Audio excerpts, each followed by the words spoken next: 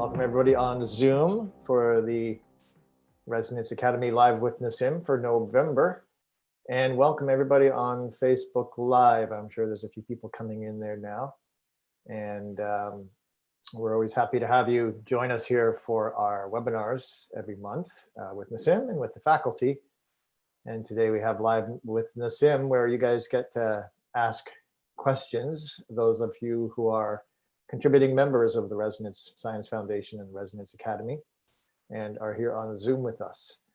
And I see somebody has posted a question already. And if this is your first time here and you're not familiar with the system, there's a Q&A button at the bottom of the screen, which will open up a panel for where you can post a question. Just post like one or two maybe. And what's up, Nassim? And rate the questions. And then rate the questions. Yes, you can do thumbs up to rate the questions up to the top of the list, so we know what is most popular and we can get to those. And then after a while, we just look at what's in the list and try to get to other ones. But yeah, you can rate them thumbs up. And then put your comments in the chat. Make sure when you use the chat that you select where it says all panelists and attendees, so that you know that you're chatting. Some of you are just chatting here to only the panelists, which is just a couple of people here. So make sure you set your settings. I don't know why it's by default to only panelists, but you have to choose to all panelists and attendees. And then stick your questions in the Q&A and try not to make comments in there if you would. Just make your comments in chat. Keep it clean for us to see the questions. And yeah, so we're going to dive in here with Nassim. How are you doing today, Nassim? What's happening day after election in Southern Cal? Everything okay? We're going to try to keep the conversation outside of politics. Yes, for sure we will do that. But we are not quite after the elections yet, I guess. We are still in limbo. Yeah, there might be some limbo for a while. Yeah. Seems could be like a 3 days of darkness or something, but yeah, right. I wouldn't want to do any prophecies on it. So yeah, but it's good. We're advancing. We're doing things that are exciting here, and I'm happy to share these things with the public at large. And it's always great to get on these calls and see all the people from all around the world, and the comments and the questions are always good. And I think it's really an important time for the community, international community, to be connecting at a deep level, and beyond boundaries and beyond cultural differences, and unifying around, a deep exploration of the source of our existence and reality as a whole, and search for fundamental truth that can guide us in our social behavior as well, and our social structures and our political structures, and the transition that we have to do at this time in history. So all this is really exciting, and you can see a lot of novel thoughts appearing in science, that are becoming more and more accepted and more contemplated, even where before they were literally shunned to the side. There's some deep thinking that's happening out there, and I see that as really, really positive. And certainly our community is part of that. It's, a community, I think we have 65,000 people taking the course currently. So, it's significant. And so there's a lot of thinking, there's a lot of things going on out there. And I'm working, full time of course, between lab experiments, but as well and the paper that I'm writing, but as well we are writing module 7 to the unified course, and this will address the papers that were published since the course was written and that were not commented on yet. And then module 8 will include the paper that we're working on right now, and that's about to get published. So all this is, I mean, to be able to transfer that information to, you know, enough minds in the world and hearts that that think about this and that propagates it as well and so on, is really important, because it's a way to unify beyond culture, beyond religion, beyond, you know, differences, to, you know, something that is very rational and factual, like, you know, hard sciences, um, and and that leads to really transcendental, you know, you could call it, um, discussion and conclusion. I mean, you know, there was articles written just recently in Popular Science describing that, you know, many people are considering the fact that we live in a black hole universe very seriously, that, you know, cosmogenesis need to be revised, and that the source of matter and in the universe and the source of the dynamics of the universe may be driven from vacuum fluctuation at the quantum level and all this. So this is very exciting to see, because it really transcends, you know, all of the other limitations that can be placed on our evolution, that could be cultural or, you know, social and so on. And it opens the door to like a global understanding of fundamental principles that have impact at beyond the technological level to societal behaviors and consciousness, you know, level of awareness and so on, transformation, general transformation, which occurs from the technology as well. However, I mean, it as well is a way to understand ourselves and each other in a different manner, or in a different matter, for the pun intended. But so it has a deep impact. We were talking about, you know, on our research chat, for instance, about how that we can extend the radius of a black hole outside the event horizon to infinity, and the behavior from the inside of the black hole,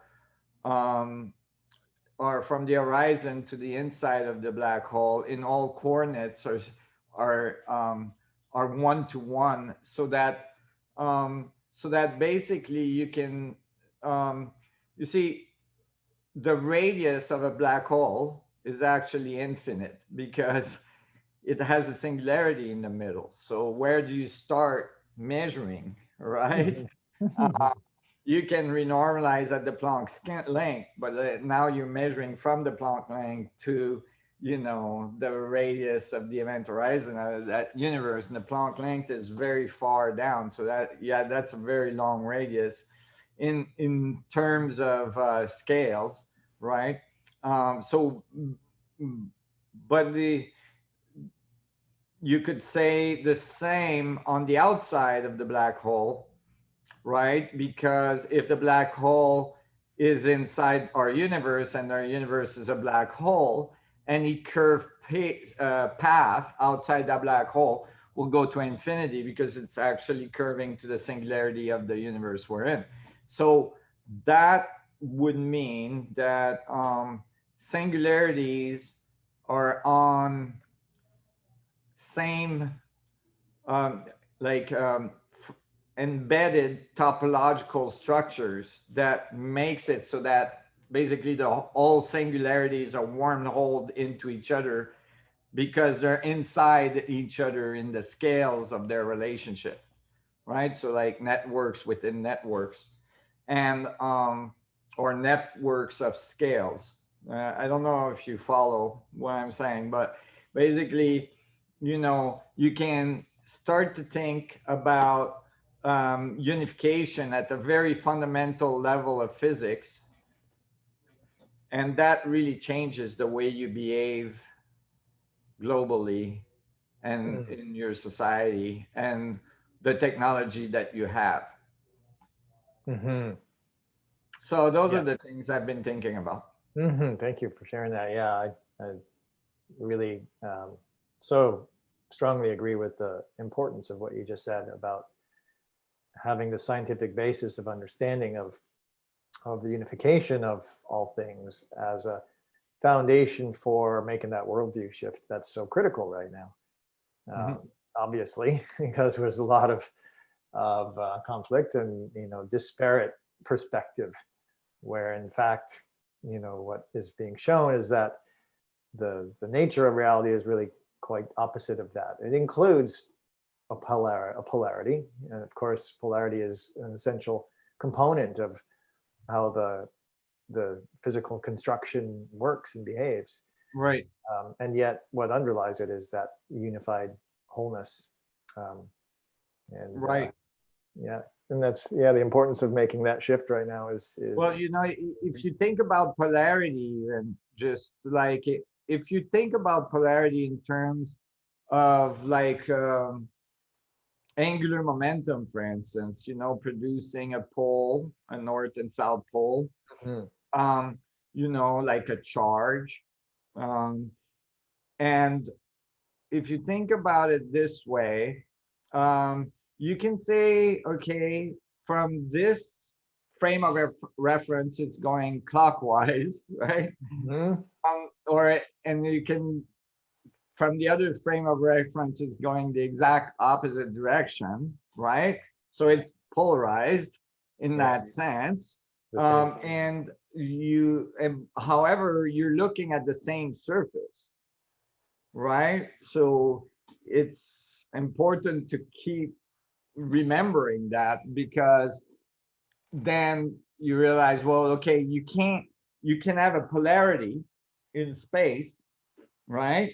But it's one, like the Earth is one thing and it's polarized, right? It has north and south pole, Mhm. large magnetic field, Mhm. and this then gives you a sense that like opposition is not necessarily separation, Right. right? Opposition is just, when you look at, for instance, the result of these elections, right? Which we said we weren't going to get political. So I'm not going to go into details, but I just want to take it as an example. We shouldn't be surprised that things generally hover. If you did a statistical Mm. analysis, right, that things generally hover in the 50 percentage region, Yeah. you know, because you're taking a large sample rate, and the social relationship or the social behaviors, um, the social views will probably represent a significant polarization of right and left, if you like, right? And it would be then you know, so basically, what's important is that there's something kind of, you know, developed that's kind of in the middle, right? Mhm. And that fulfill positive effects on the whole, you know, because it's not that people are not able to have a sense of the opposite opinion, right? As well. And that there's, you know, uh, common aspiration, which is, you know, in general, to be happy, to have what they need, to be able to be healthy, and so on, right? So there's common aspiration to, you know, common goals for Yeah. the whole, you know, structure, the whole society. However, there is they can be opposite opinion on how to get there, and somehow, you know, where it's got to land is somewhere in between because Mhm. that's where most of the population could unify, um, right? And so it would require another way of organizing democratic relationships with Mhm. each other, you know, and developing a sense of confidence and trust in each other, that we all want the best, you know, for and so that we could develop, you know, governmental structures that are based on um, the collective improvement, you know, while supporting the individual, you know, achievements, you know, while encouraging and achieving and encourage and supporting the individual achievements. The two are not opposite. The Yeah. two are actually complementary and necessary in a stable society. Yeah. I think that's the key word, complementary, rather Yeah, than opposite, which connotes a certain kind of a separation and conflict. right. I love that what you're saying about the seeing the whole system as one unified system, that then in that inherent in that system is a polarization, and we're focusing on the polarization as if there's no unified system there. And Hmm. what we need to do is recognize the only way there could be a polarization is if there's a unified system that they are integral to. Hmm. And then let's look at that and design what our process will be based on that kind of wholeness. So Right. Like it's not because you have male and female that they're not yeah, complementary, you know. yeah, They're yeah, they're not, you know, they're not, so they're quite complementary actually. They are doing a yeah. really good job at reproduction, you Yes, know, for instance. Um, so you know, it's the same. yeah. Well, great. When it can be in harmony, when you find the right middle, you know, babies come And we out. are in the And they process of come out of black holes, may I add. Couldn't resist. cross cross the event horizon. Yeah, they cross the event horizon at Indeed. one point. Very, very, very true. Very literally, Yeah, actually. very literally. Yeah. You know. So I saw some good questions.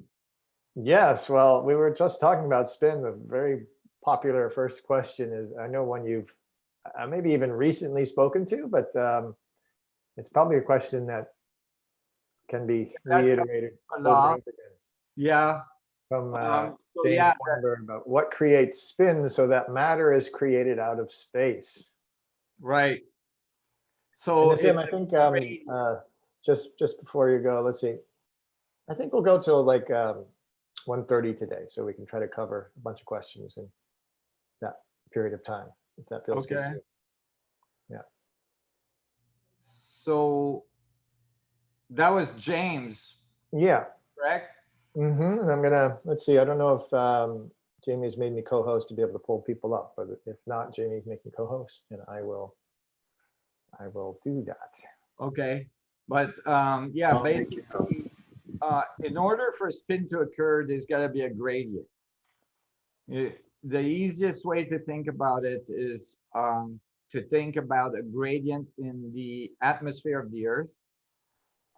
So you have warm, or air, that is interacting with cooler air. The cooler air is closer to the ground and closer to the surface of the ocean, and the hotter air is up. And the two, the reason the two are separating like this is because there's a change in geometry. This is the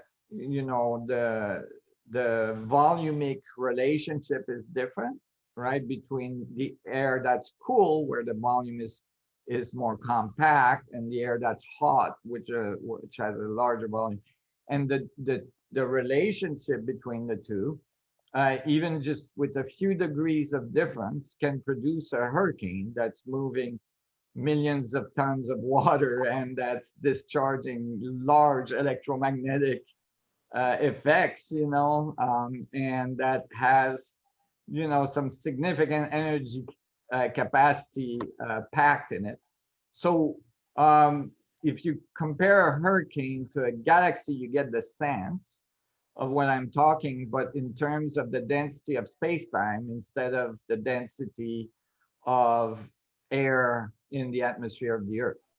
So think of the vacuum state, or the energy in the vacuum, that has, a certain density at the Planck scale, and that has a different density at the universal scale.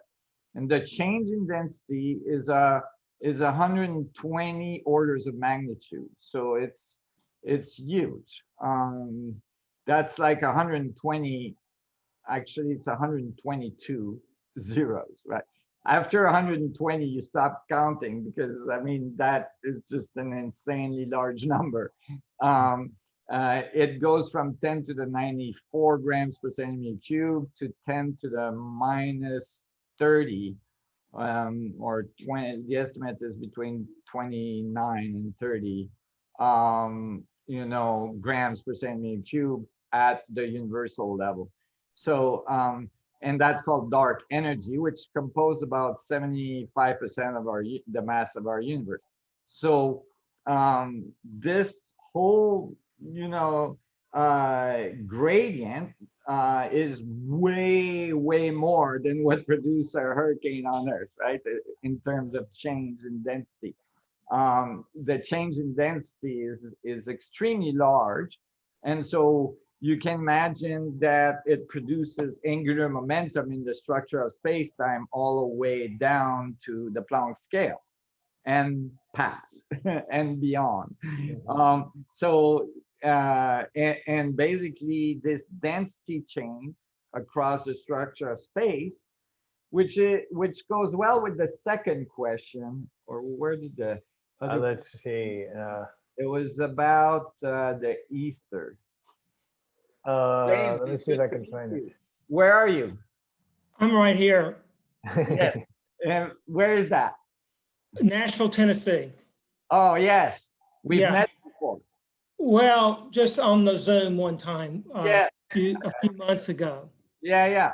So does that answer your question? It does, though. There was a corollary, which I didn't write, is why is that particular proton spin so stable? Why does it go forever? Why is the proton, it just goes forever. It never slows down. The gradient is permanent or something, Okay. Well, if I wanted to answer your question generally, okay. First of all, I would have to say the mainstream wouldn't be able to answer that question for you. Okay. It's right. because there's no entropy all of a sudden, and you know, but what if I was to answer your question in context of unified physics, it's because everything is continuously spinning. It's just that um, there is event horizons that are stable, you know, at different scales. And so we're observing a scale like the proton, and we say, wow, it's stable for billions and billions of years. We see no decay, right? And then we observe protons oscillating with each other in the nuclei of an atom, and then we see a decay, right? So, but we don't see the protons themselves decay, meaning all that's decaying is the relationship between the protons, which produce an energy effect that emits particles, right? Until it stabilizes into a dynamic that, and then it continues to go for eternity as well. I mean, these protons. So basically, the idea that things decay is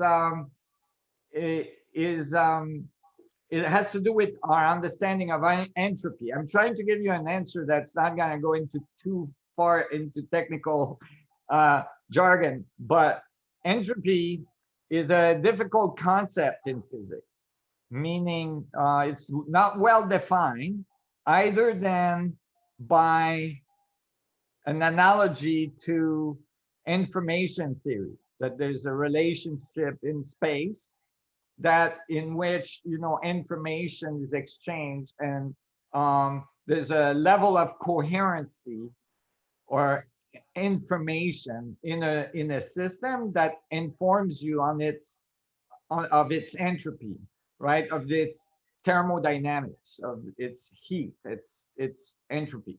And so um and and and basically um if you um if you describe a black hole, um well, let's not go to a black hole right away. The part that has been missed, so now let's go to unified physics. The part that's been missed is the neg entropic part. Now I'm talking about the relationship of this information, right, of the system, produce a gradient that's called neg entropy. That was pointed out by Swerninger, even, you know, a long time ago. And so this part is in relationship with the entropy, so that you have a stable system that is evolving, meaning that it's a dynamic equilibrium, right? So that the system has as much, you know, organizing principle as disorganizing principle. So it's continuous, it's stable, you know, and it's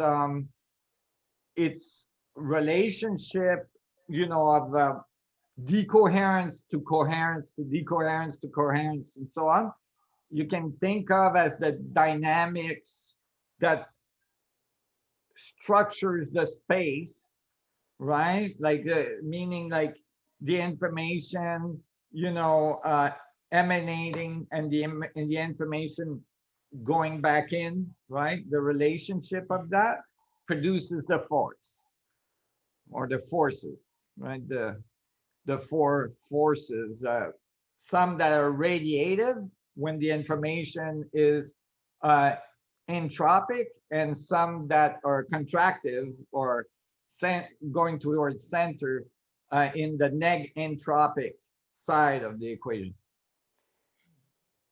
So, so a proton, which is the mass of our universe, meaning when we consider the mass of the universe, we generally only consider protons because the electrons is insignificant, at least protons and neutrons, you know, but neutrons or protons in disguise.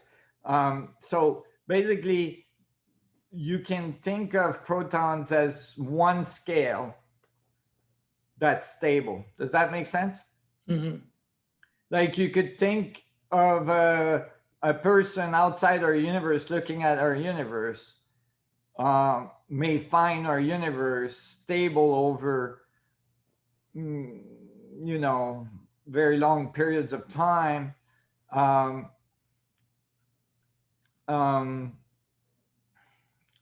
Although our universe is expanding currently, but you could, well, first of all, that's a whole other debate, but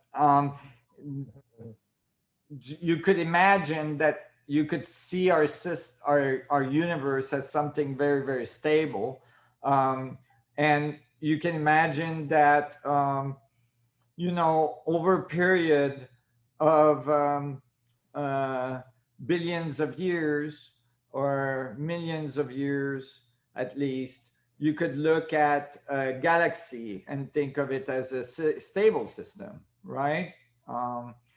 Although it underwent an evolution, you could think that the proton underwent a very early evolution and now is stable, you know, in this state currently.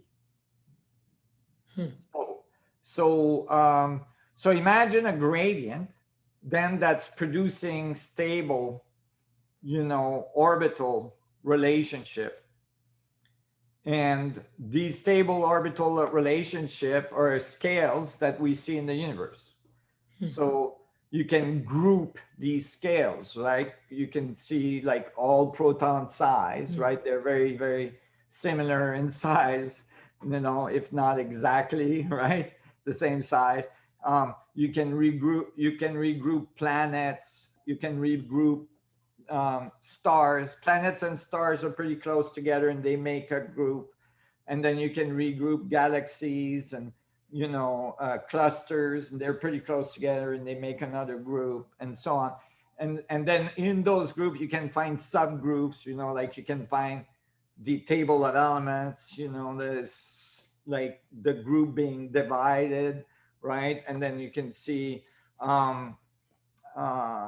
you know, molecular structures that are bigger, and then cells and all this. And then you can see like subgroups in galaxies, you know, types of galaxies and so on, or in stars and in planets and stars and in galaxies, you can find subgroups and so on. So you can actually see the whole thing kind of fractalize in space. And then when you look at your environment around you, you can see that fractalization happening, you know, that are more close to you, like trees and flowers and biology all around you, just fractalizing out of the structure of space.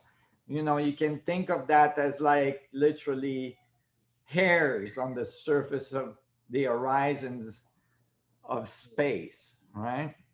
That we call our planet, right? Because remember, the matter that makes up our planet is 99.99999% space. So, you know, we can go down the rabbit hole, but you get the sense. Mm-hmm. Thank you. My pleasure. Appreciate that. And the fractal comment, I got Marshall's book recently, and I appreciate, I've been working through it. It all resonates with me, what you're talking about, Marshall. And so anyway, thank you. Wonderful. Thank you. My pleasure. Thanks, James. Take good care.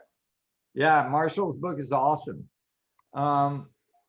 There was a question on the ether. Yeah, I think it's this one from Philippe Balliot. Does the ether itself have atoms, molecules, and life forms? Is that the one? Yeah, that's why I wanted to answer that. Yeah, I thought it was funny. It's a good question. it's a good question. But it's funny in its answer because, yes, it does. It's called our reality. Yeah. That's what the ether is, right? All the atoms is the ether spinning. That's the holographic mass solution, and and clearly, black holes and so on. And so, yes, it has matter. It has molecules. It has life in it. It's called us, and all this. Philip, I see If your you icon. You're if muted. We can't hear you. If you don't want to turn your camera on, that's fine. But if you want to talk, you got to unmute. And if you don't want to talk, that's fine too. Hi, I'm Philip. Hi. Nassim? Okay, I found the button. Hey, right on. Where are you at? I'm from Belgium. Oh, wonderful. Yeah. Right. Oh, chocolate. Good So friend. my question was well, more directed to the more subtle levels of our matter, because ether can be seen as space, but can it also be seen as matter, and then it would be more subtle than solid, liquid, gaseous, you see? You make the error that most people make. You put an artificial separation between matter and space. What the equations show is that space is matter, meaning it's space spinning makes matter. So there's no distinction. That's what I was saying. The ether and matter is the same thing. The matter is the ether spinning. Do you understand what I mean? Yes, I do. So the distinction is not, you can't say more subtle. It's already subtle. It's all densities. Space and it's spinning, and it produces an electrostatic field that you experience as solid. You almost said solid matter when you were asking me the question. Yeah. That is a very inaccurate view of matter, meaning there's no solid. Just means that there's interaction in fields that makes space appear solid in a region, appear like it won't go through each other, right? But that's just because of their phase relationship, the phase relationship of space. So Right. so there's only one thing, Philip. There's only one thing, and it's the vacuum. It produces matter and the forces. Maybe I should give a concrete example. Okay. So science tells us that there is no life on Mars or Venus, at least not life as we know it, intelligent life, human life. But what about the possibility of there existing life, human life, intelligent life, but on let's say a more subtle level that we, with our Earth consciousness, our Earth senses, would not perceive, but nonetheless exists? I think I'm more asking about that type. I see. Okay. I mean, there's no reason why you couldn't have the ether organized in certain ways that is oscillating at frequencies that are beyond, or at least five senses detection capability, and beyond our rough measurement capability. Maybe eventually that we would be able to detect the presence of entities in the ether. But I'm not sure I can answer the question clearly. What I'm saying is that whether they are there or not, on a more subtle level, they're still made out of the same stuff, which is information in space. So there's just one thing, and it makes all the things in it. And so there's all kinds of different levels of things it makes. And some of them are in the electromagnetic range, for instance, that's way beyond what we can perceive with our five senses. And so, you know, the forces, for instance, is a good example. You know, gravitational force, for instance, we experience. And well, we measure it, but really we measure its effect indirectly. We don't actually measure its physicality, like meaning its mechanics. That is, we don't measure space-time itself. We measure the curvature of space-time, or we observe the curvature of space-time, and then we measure it the best we can, which is actually pretty poor. We have that constants, the gravitational constants, only known to 10⁻⁵. And so basically, but what I'm saying is that, yeah, there's many subtle levels. But why would what was your interest, like, of figuring out if there's life outside of our solar system or our planet and so on? Well, I think my interest is twofold. One is I always find it curious that when we talk about extraterrestrial life, it should come from far away, you know, another galaxy. And I was thinking, what about life in our solar system? We take it for granted. There are no visitors from our solar system.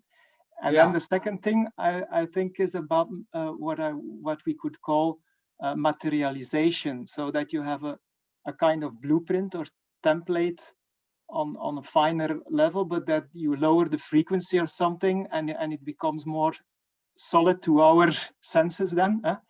And like UFOs would be doing, for instance, that they are kind of etheric, as we would say, and then they show themselves, for a moment they become solid or visible in our range of perception, and then they go away again, and we don't know where they are going.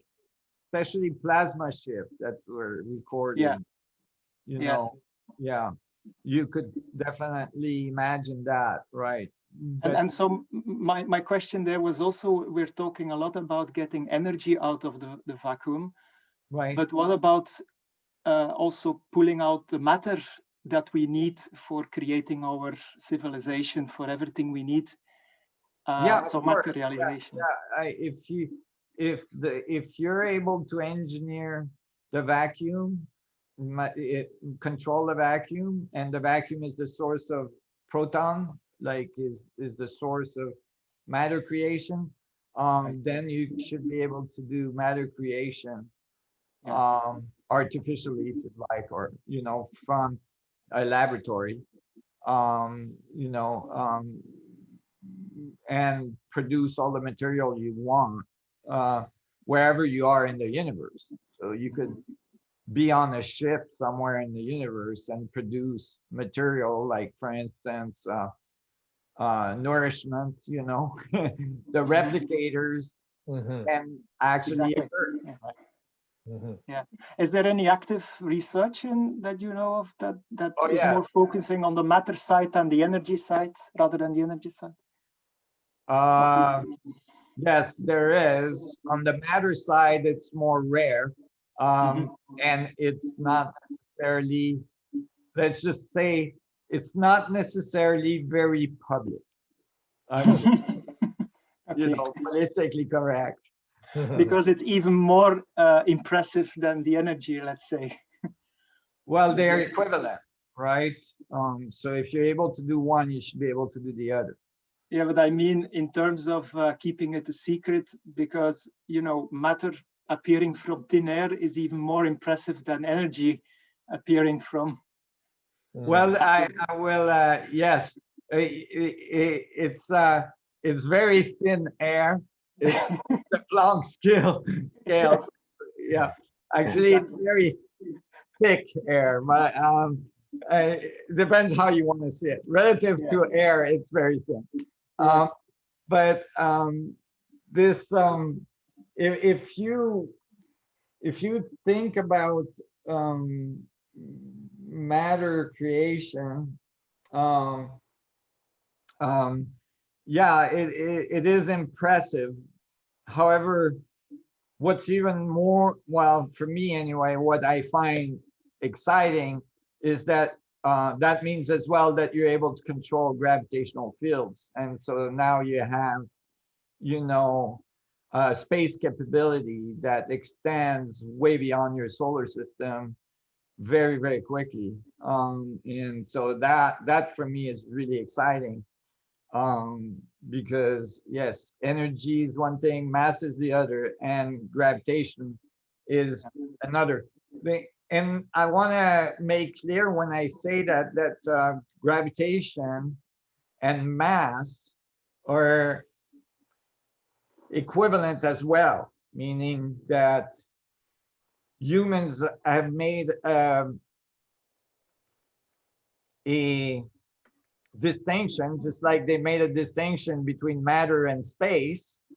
Humans have made a distinction between mass and gravity. And they got closer to understanding mass and gravity when they got to Einstein, right? Which defined that gravity curves, I'm sorry, that mass curves space-time to produce gravity. So that was a really good first step to realizing that those two things are the same thing, meaning, yes, in order, like in basically what the equations say, that is that in the presence of energy and mass, you know, space-time curves producing the gravitational force. However, mass is undefined in the equation, so that, you know, there's not really a clear understanding of what is meant by that, other than a conceptual notion based on potential and kinetic energies. And so, but basically, you can think of it as, if you think of mass as actually the structure of space spinning, right, which is the holographic solution, then mass is just a consequence, right, of the curvature of space. It's not two different things, it's the same thing. It's what we call mass is actually space-time curving to a point that we call a proton. And then if we look closely at that proton, we find that it's made out of smaller points that are made out of smaller points that are made all the way down to the Planck. So basically, that the proton is made out of space particles spinning. And that's what we call mass. So does that make sense? So it totally, when you realize that, then it totally is a straight path forward to figuring out, well, if I spin space-time at the right rates in the right configuration, I should be able to make little space balls that we call protons. Right. Great matter. Okay. Thank you. My pleasure. Thank you, Philip. Thanks for coming in today. And this time, I'm just going to ask you a follow-up question in regards to the term ether, you know, which I think is where a lot of the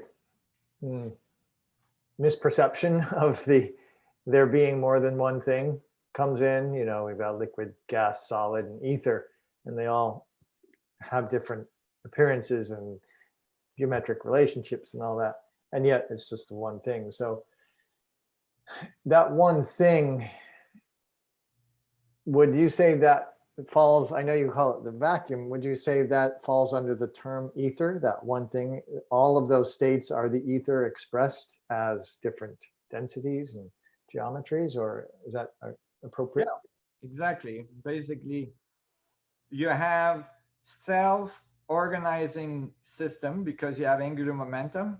Mm-hmm. Polarization occurs in the vacuum polarized. So vacuum polarization is a term that's been there for a very long time, that's been, you know, worked in physics, you know, since Dirac and so on. And basically, when it polarized, it polarized because it's collective behavior of a certain grain, right? And basically these collective behavior of these grains at different scales produce different density that we experience as a region of space where the density is not the same as over here, right? Right. Not that the density over there is not a thing itself. It's density. It's the same thing. It's just it's a different density. Right. Right. Exactly. Yeah. So, and when it goes from one density to the other, it goes through all these geometric relationship, these geometric, you know, behavior that are invariant, meaning you find them at each scale, like near the horizon, you find the same geometric behavior, which is why the holographic mass solution works, because you can identify, you know, the same behavior of information at the scale of the proton or the electron or the universe, you know, whatever. And so, and now stars, galaxies, I've got the whole thing. And so basically, yeah, so you can think of this as, you know, at the horizon, going through like a geometric transformation, right? That that you would find at each horizon. You're right. And so when we look at nature, for instance, we're near the horizon of our planet. Right. And you could see, you know, the geometric relationship of the structure of space at different scale, you know. So we see matter scale, then molecules, you know, then cells, you know, then relationship between cells and so on, you know. And I just, that's the fractalization. The fractalization on this, like near the surface, right? Where this interface, this fractal chaos, if you'd like, and you know, and so you can imagine that you can think of like the surface of a star a little bit the same, right? It's a thermodynamic exchange, you know, that produce a certain transformation of the geometry of space. And that's where life is. Right? That because it has all this information, all this energy. That information is the neg-entropic part of the equation, by the way. You know, that's the part in which the information becomes more coherent. Coherent and organized. Yeah. So a direct example would be, for instance, you eat something. You could say, like, I'm eating an apple, right? If you think of it as information, you could say, well, an apple is simple compared to a human being. Right? It only has a few different components that you can identify very easily, you know, the seeds, the meat, you know, the skin, whatever, right? where you can see a human being is much more complex, right? It's got all kinds of, organs that are going, and there's all kinds of stuff, right? So, and when you eat the apple, you reorganize it into something of a higher complexity. Sure. Okay. Yeah. So it's negentropic, meaning it's cohering. It's becoming, becoming higher energy, and so that negentropic part of the equation, it has a formalism, mathematical formalism, that makes it so that you'll still get the entropic side. It's still gonna have the entropic side. Sure, yeah. But the two are in relationship. Complementary. Yes, exactly.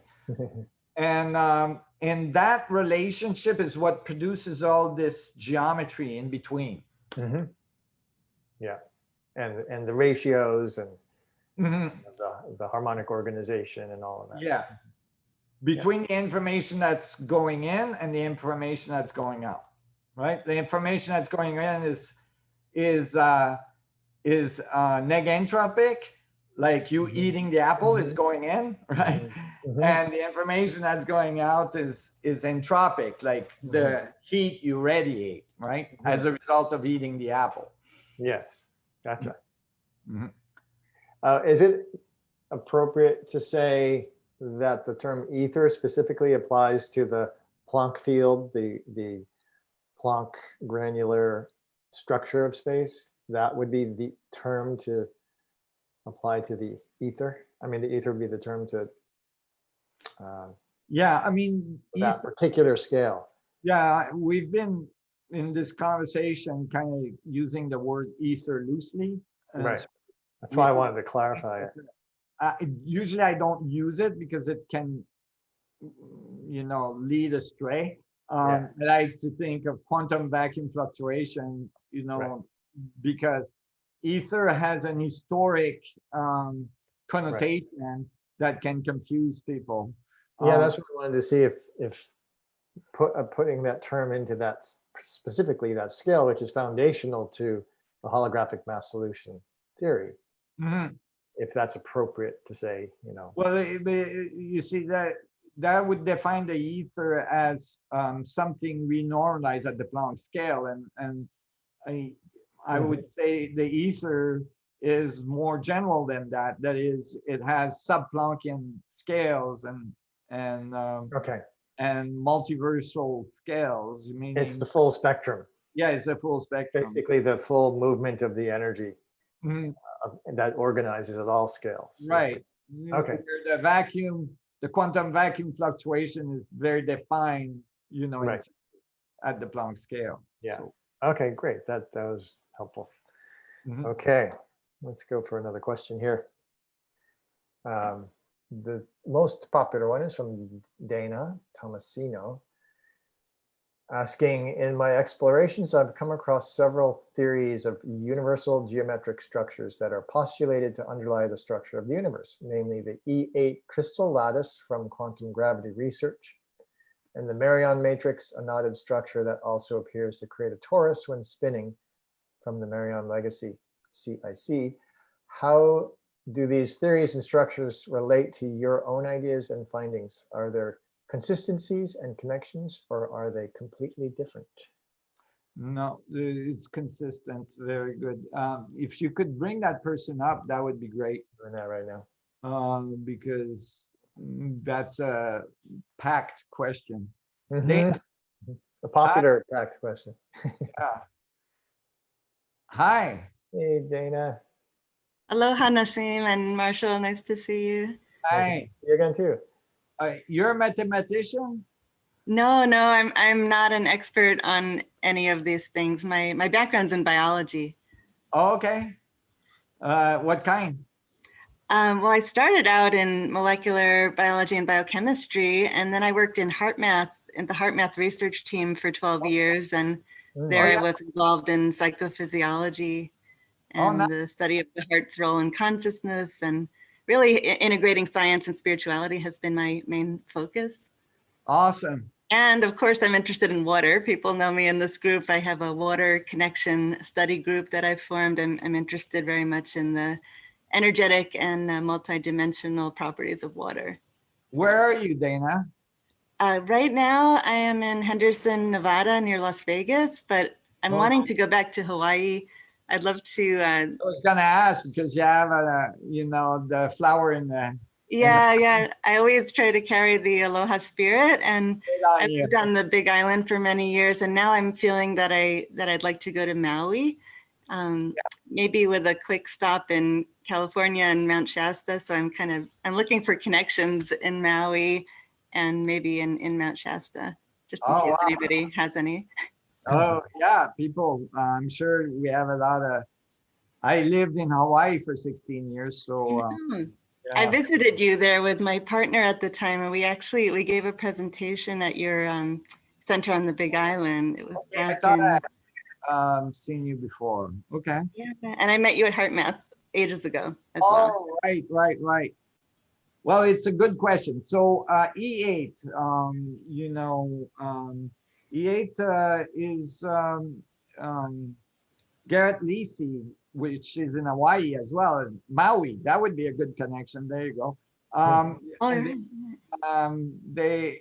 Garrett Lisi wrote equations that are geometric equation. Well, they're in a formalism that is typically used in the standard model, which can be defined in geometric relationship, like a lattice, that he was able to predict particles out of that, you know, goes along with the whole standard model approach to particles, which, you know, I would have to go into more details and we could, you know, we would spend all afternoon on it. But let me just say that, yes, the geometry of, okay, so we gotta have a convention, an understanding of what we're talking about, right? So basically we're talking about particles that are produced in proton to proton and, you know, collision in an accelerator as well. So I'm just wanting to talk about, like, you know, there's a certain formalism that's being used that has to do with QCD and QED that produce a certain understanding of how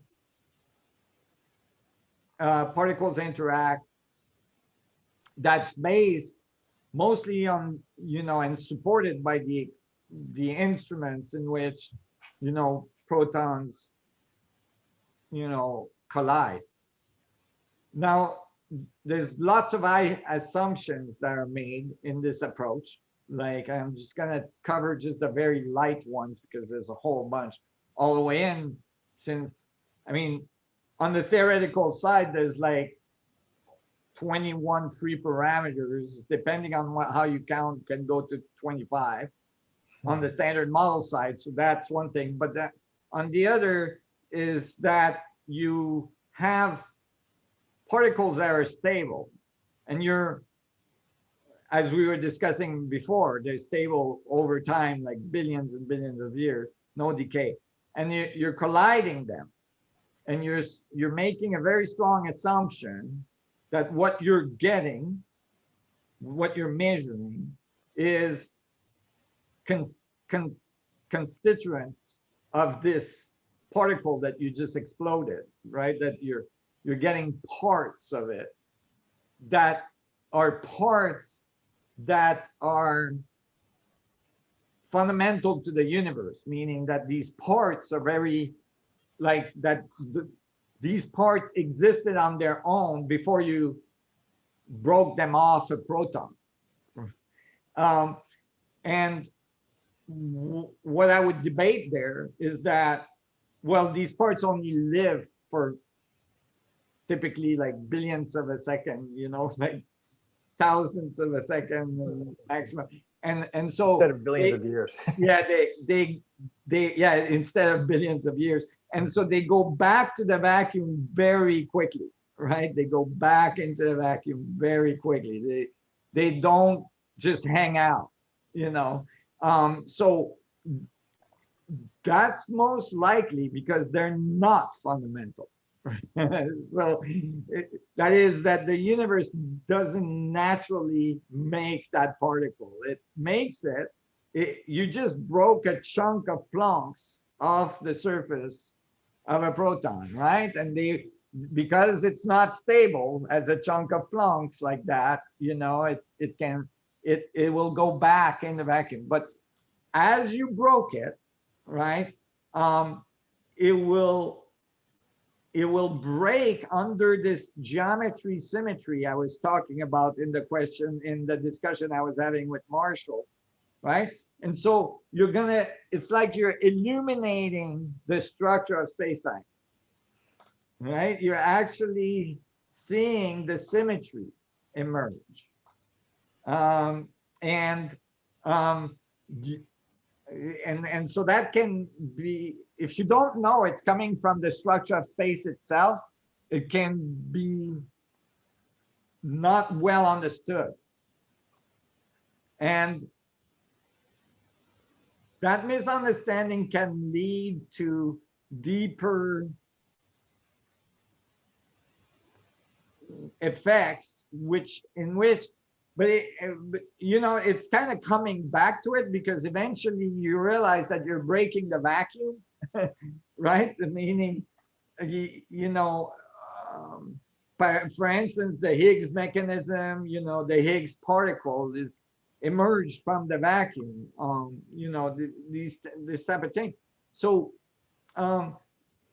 what's important is to extract from these theory is that it's correct, it's just not fundamental. Meaning what's fundamental is the geometry, the relationship that you're getting. Mm. The particles, they're just showing you the way, meaning they're there momentarily, showing you that space is actually quantized and it's space is geometrized.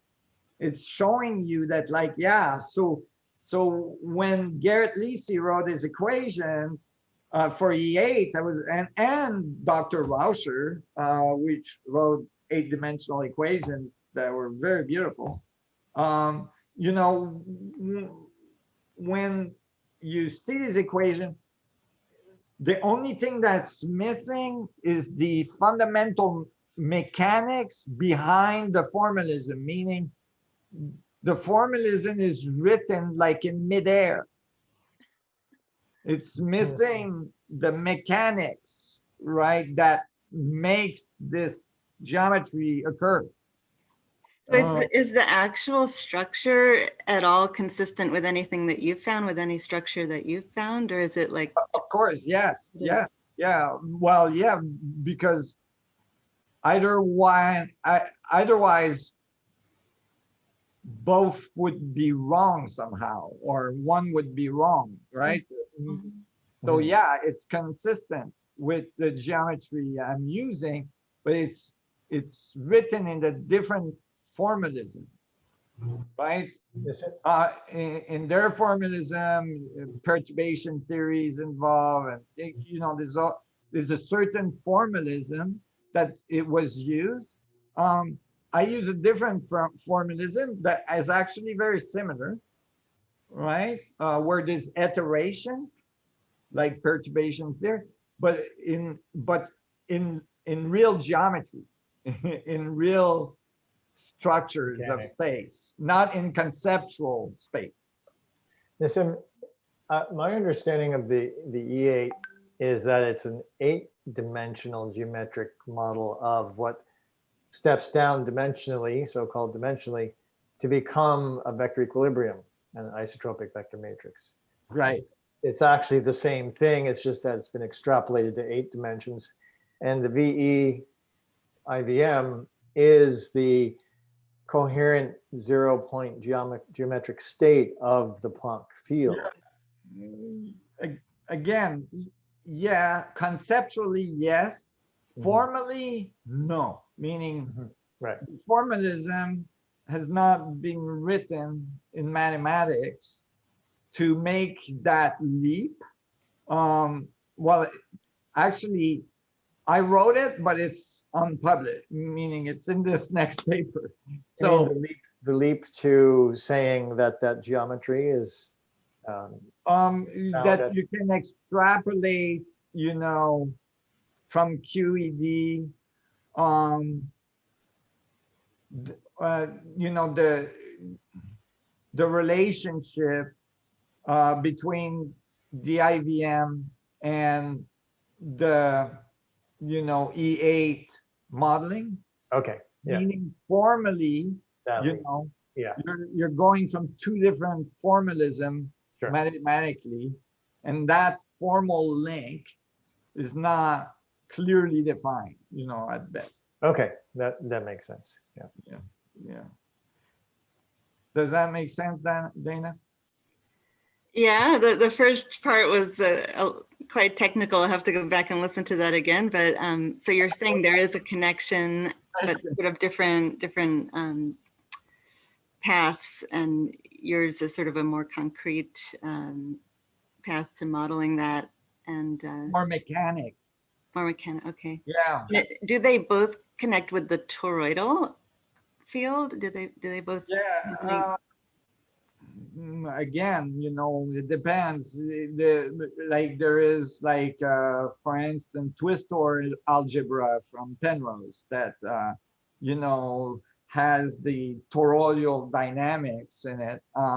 That is a formalism that can be utilized in this context, and that's very successful in certain ways. But again, you know, the direct relationship, formal relationship between the toroid and the structure of quantum fields and so on is not being generally written, like not being specifically written. I mean, attempts have been made, but in generally, quantum standard model in quantum physics does not geometrize space. This is why I mean by my approach is more mechanic, is that I do, you know, at the quantum level. I was told many times in my earlier career that that could not be done. But the holographic solution clearly shows that it can, because it gives the correct radius and mass for the electron, the proton, you know, and so on, and for the universe for that matter, and black holes.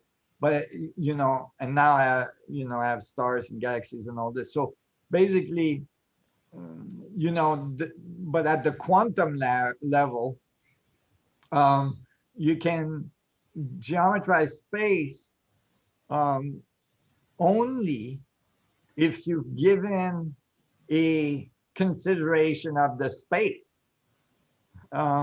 See, so at the quantum level, space-time is typically ignored because it's thought of as an Einsteinian space-time. So it's a very weak force, which is gravity, right? At the atomic level, and so it's negligible.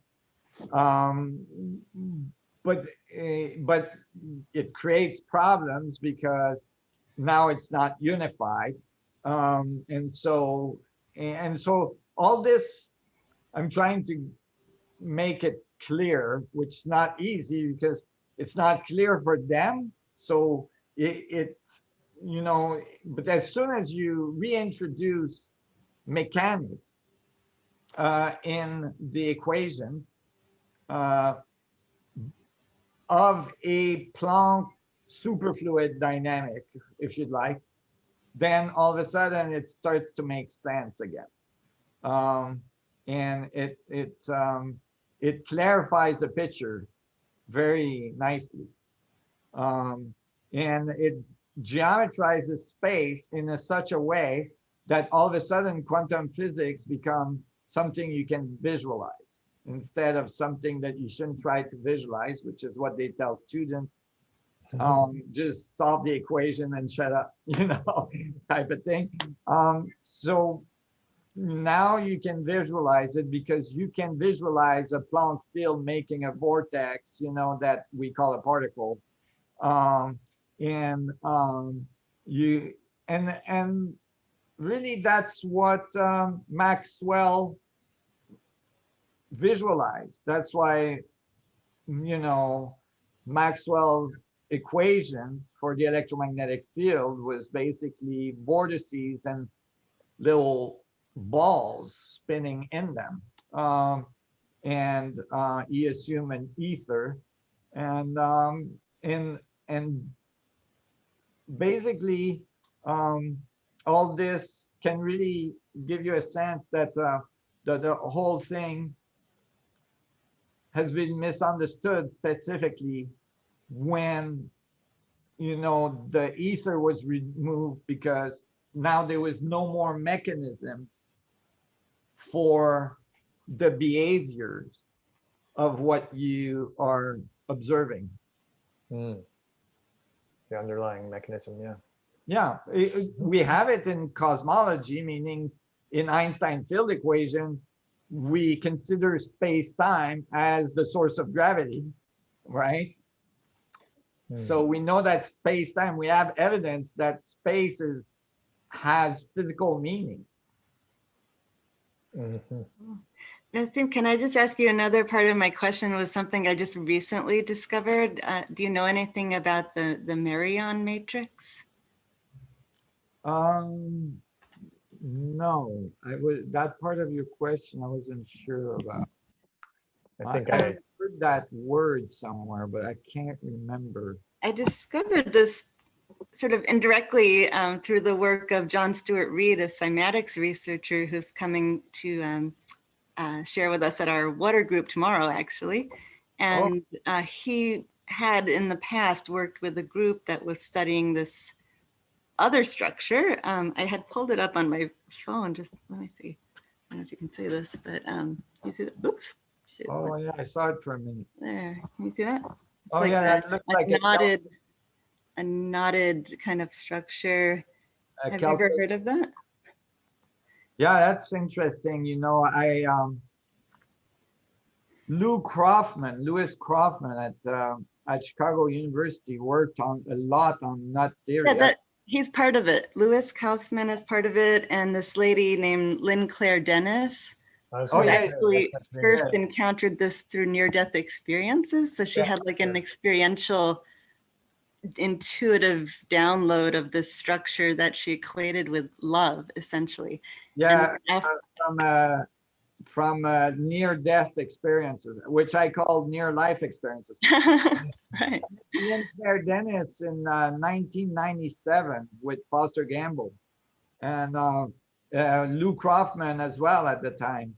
We were in physics conference together. Lou was giving lectures on knot theory, which was awesome, but it drove me nuts. Literally. But it was fun. We had a lot of fun. We had very late nights doing mathematics I spent as well. There was a conference that I hosted with some of these people like Lou and Peter Rollins, which wrote very good books on certain approach to unification. And yeah, I mean, it's I don't know, it changed names. I didn't know it had changed name, but it's an interesting knot for sure. It really is. Knots are interesting you know, by themselves, because really it would be the way space-time, you know, structures not themselves or create, you know, a point that we call matter or that we call solid, right? It would have made a knot in that region.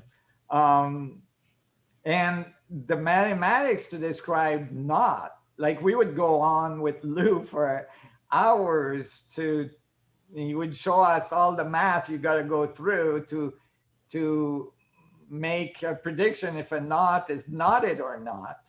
And that drives you nuts right there.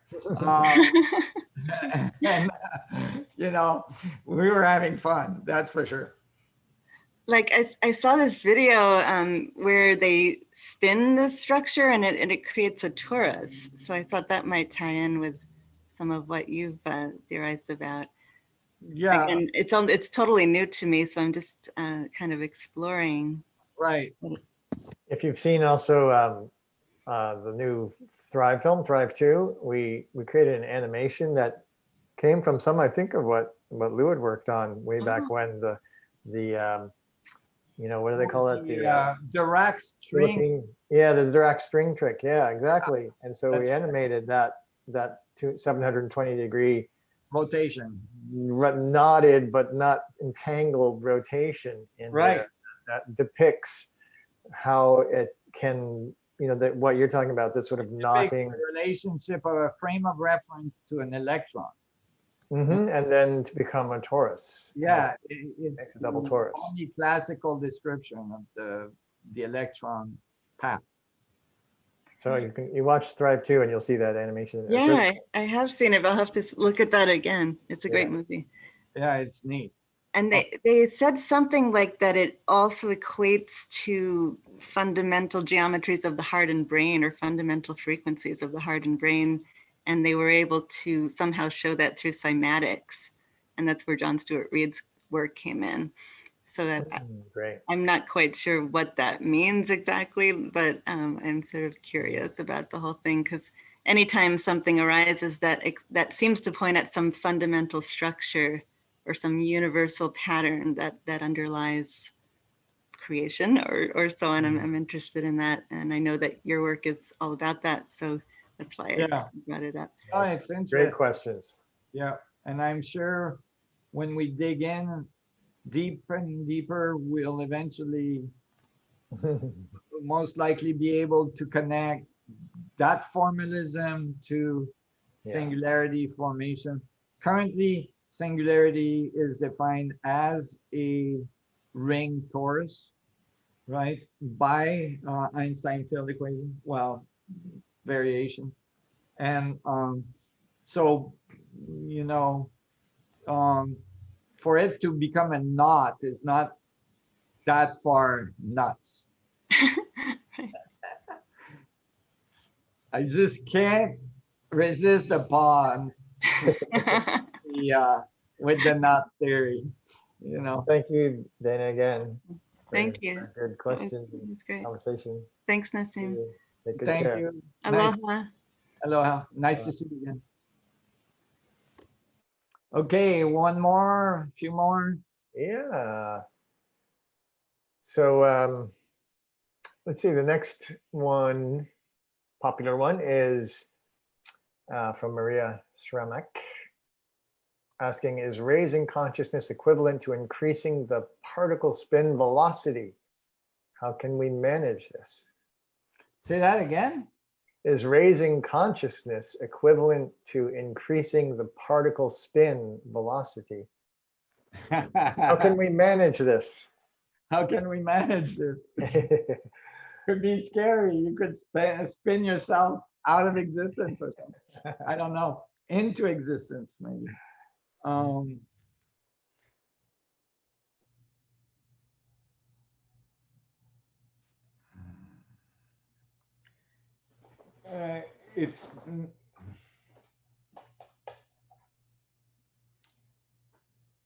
I could answer it in a certain way and it could be misinterpreted, and so then I can answer it in another way, but then that might be misinterpreted again. So I'm going to try to find the right way to express that, but yes and no, meaning yes, at the Planck scale, okay, let's put it this way. Golly, from which end do I start? Think of it as your body. And the amount of coherency in your body, like how much like coherent relationship there is in your body of cells that are all functioning together to produce your current state of living.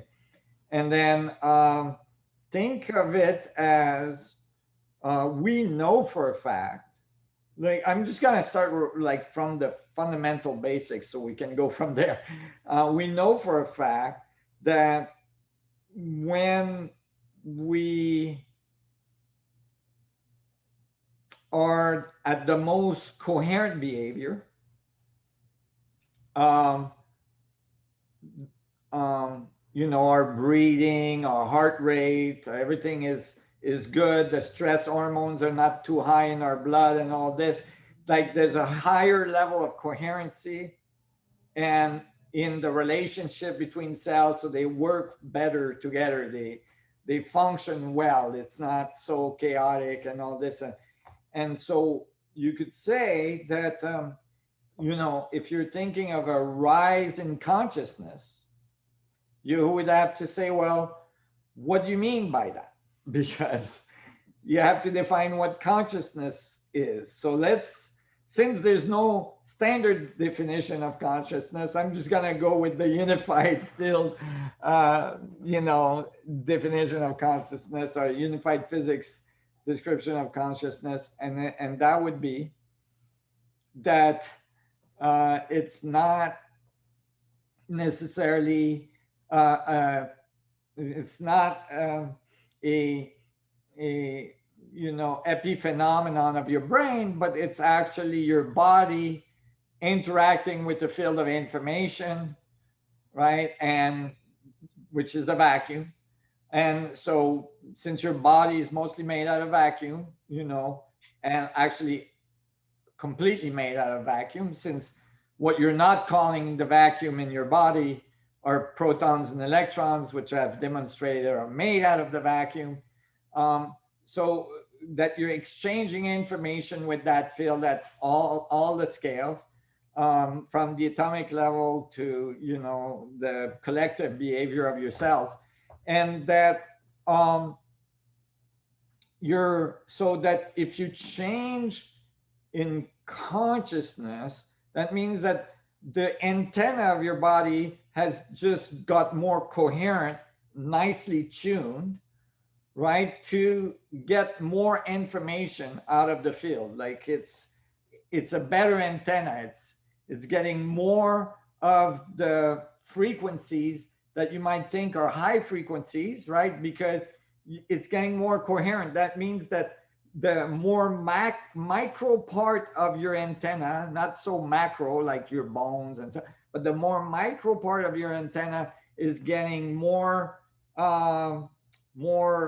coherent, more refined, so it can actually, you know, get channels that you couldn't get before with your antenna, right? And so you get, if there's, and so if the frequency is higher, then that means there's more information moving through the system. If there's more information moving through the system, there's more energy. And if there's more energy, right, there's more spin, if you'd like, right? There's more, you know, and so because it's more coherent in the field, right? And so the field, yes, is spinning faster as you go to a higher frequency, because there's more information moving through the system. And the result should be that you become very structured, and you might ask what that is. Now I could go really esoteric. I don't know if I should, but Oh, yes. Oh, hi, Mary.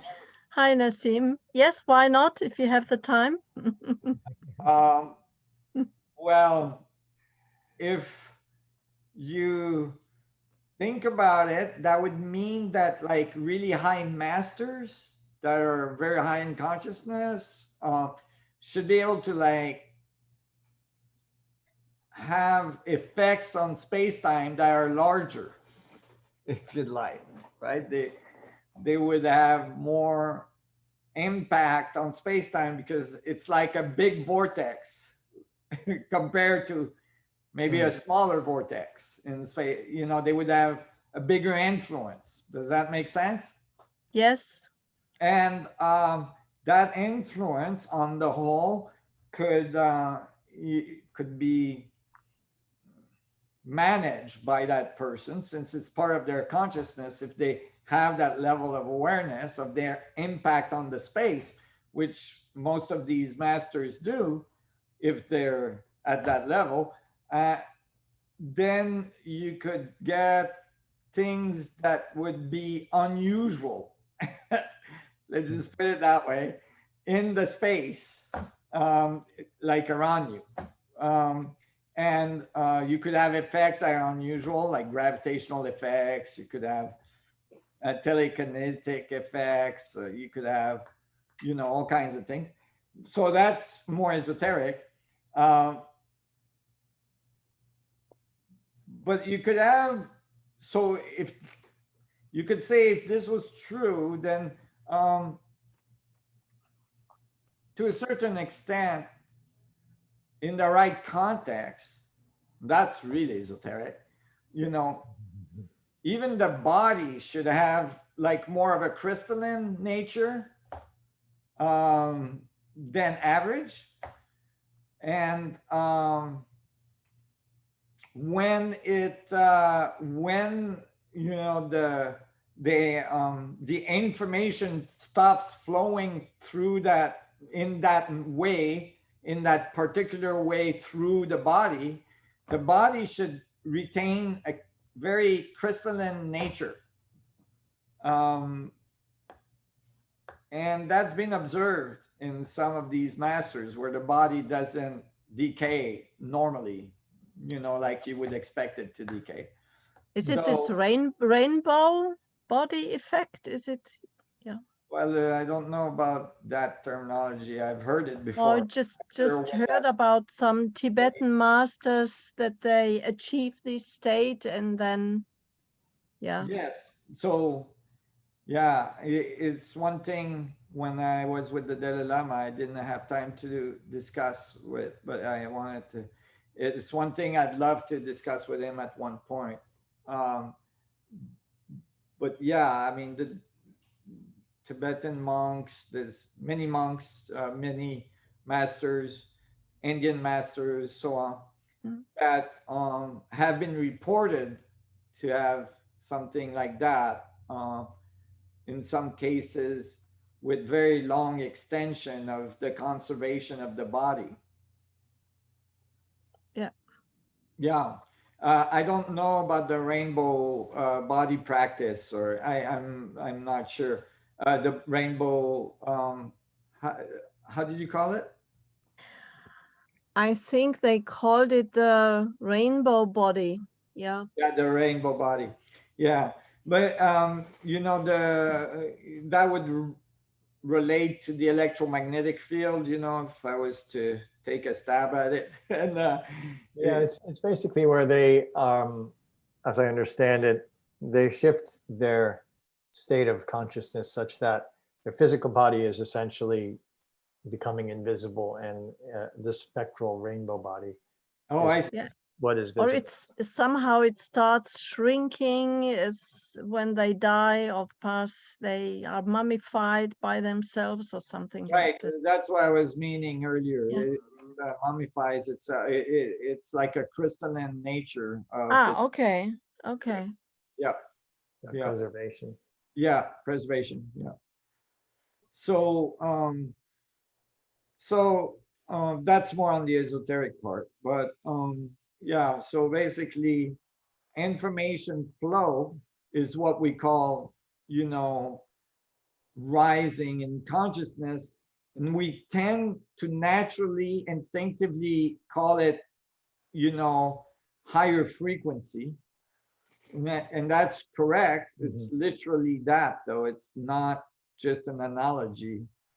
It's your antenna that's tuning to a higher rate of information transfer, higher frequency for people that are listening. You know, means higher energy levels in physics, right? If you have more waves coming by in a second, you have more information. Great. And to, I understand that to achieve it has to do something with meditation, concentration. Yeah, okay. That was the second question. How do I manage it? I don't want to mummify myself. How do you do it? The key to the whole thing. Well, the key to the whole thing is okay. So you know it's spinning more, right? You know it's spinning more when you have more when you get more information. Well, so how can you get it to spin faster or more, right? For example, yeah. Yeah. So the key has been there under our nose all this time, is that when you concentrate towards the inside, you have you create a focus, right? Remember I was saying earlier to one of the questions that the spin comes from the gradient of space-time? Yeah. So if you want the spin to go up, you got to increase the gradient. And so you can't really increase it outside yourself, but you can increase it inside yourself. You can focus inside instead of outside. And when you do, you create a more coherent focus of the information in space, because what you call your consciousness or your focus is how information is being moved through space, right? If you're the antenna, you're the one moving information through space. So if you focus the antenna, right, so that it's very, very highly coherent, then it can oscillate better. That includes as well, you know, what you eat, how, you know, like how much sleep you got, you know, and it's not like your antenna will gets better and then it never gets worse, right? Like it's not like necessarily a linear progression, meaning you're gonna have better days, you're gonna have worse days, right? But hopefully you might like go up and down like this, but overall it's getting more and more coherent and it's getting better. Hopefully that's not always the case.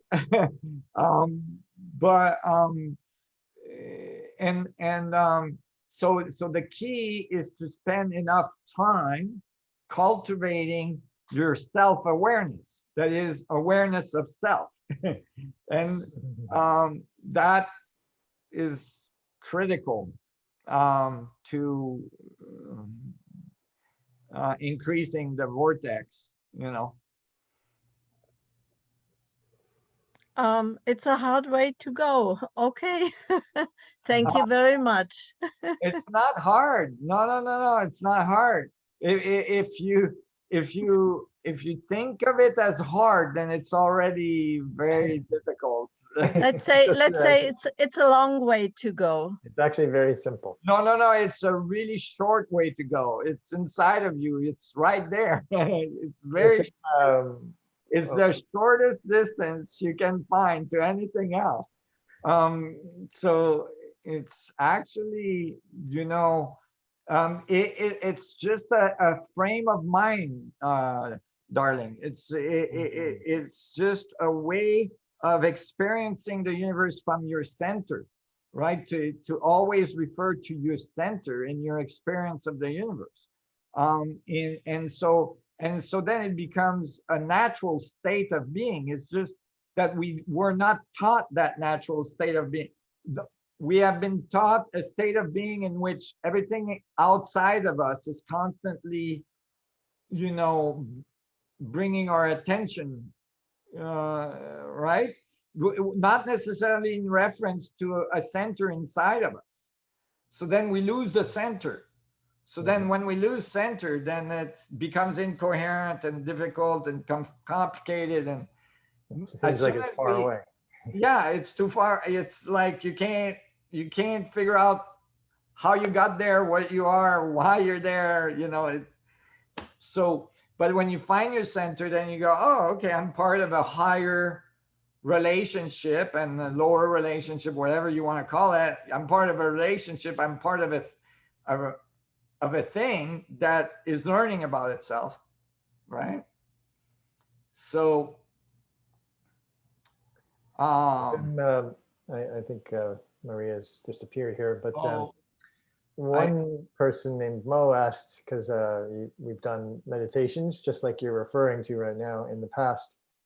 Someone asked if you would be willing to do a short one at the end of this session.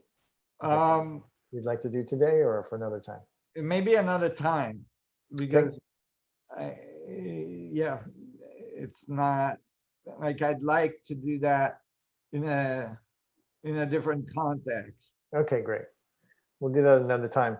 Right. Well, I think we'll if it feels good to you to end there, we can complete for today. Right. I got to get back to the paper. Yeah, I figured as much. Yeah, but it's always fun to connect with everybody, and I really enjoy these questions, and I'm having fun talking about all this. Today I was a little technical, mostly just because I'm doing more technical stuff right now, so I have a tendency to be more technical. And at the end of the day, it's all very simple, because it all reduced to there is one thing, and we're it, you know, we're part of it, and certainly we are, we have the capacity to understand what is that one thing, which is everything. I think that when we, like I was saying, I hope, you know, to Maria, I know it always, it seems like a big effort to spend time looking inside, but really it's an easy effort, meaning that even just a little bit of doing it, you know, dedicating just a little bit of time every day makes a huge difference. Like, again, literally be 5 minutes a day, right? And so waiting for the bus or driving to work, or, you know, it doesn't have to be in a dark room with you in like a pretzel position, you know, and spending 5 minutes just thinking, wow, my hip just hurts so much right now, or my knees are going to explode.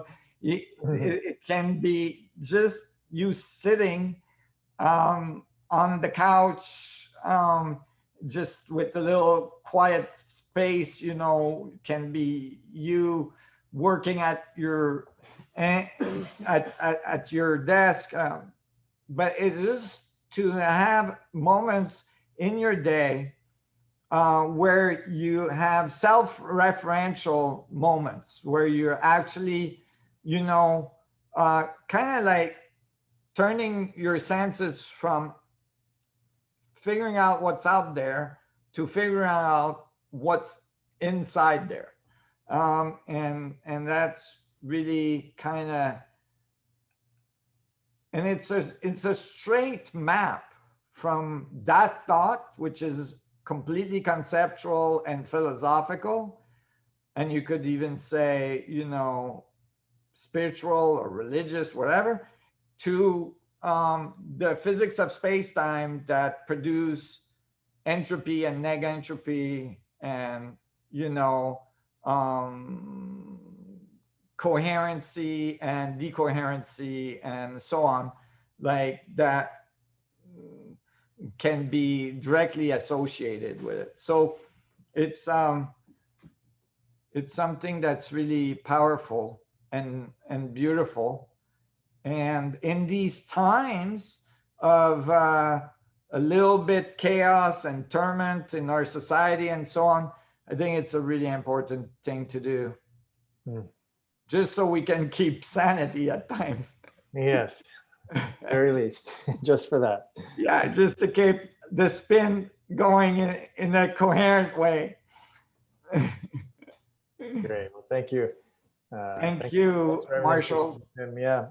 I'll just remind everybody we have 2 new electives, Jonathan Quinton's Universal Order, which goes into some beautiful presentations about the geometric structures and patterns. And then Meredith Sanskiter, her course in Fractal Anatomy and the Geometry of Healing, which just got launched, I think last week it was, or 2 weeks ago now. So we're excited to have those electives offered as well. Check them out as well as the other ones. So great. Thanks for coming here, everybody, on Zoom and on Facebook. And thank you again, Nassim. And wonderful questions as always. For those we didn't get to, post them next time and vote them up, and we'll see what we can do to get to. There's so many questions.